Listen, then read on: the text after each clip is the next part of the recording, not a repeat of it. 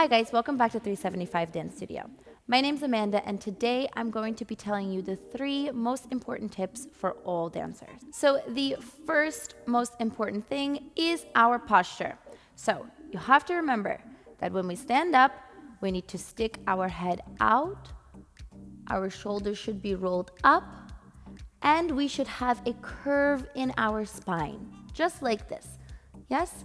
And now, our second most important thing is our feet, okay? Our feet should be pointed towards each other, yes? Pigeon-toed, full out pigeon-toed. Then, from here, weight transfers, yes? We should never get to the foot, never.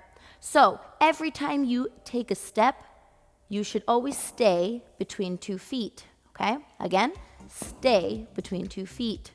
And again, stay between 2 feet. So when I dance, I have to keep those 3 major tips.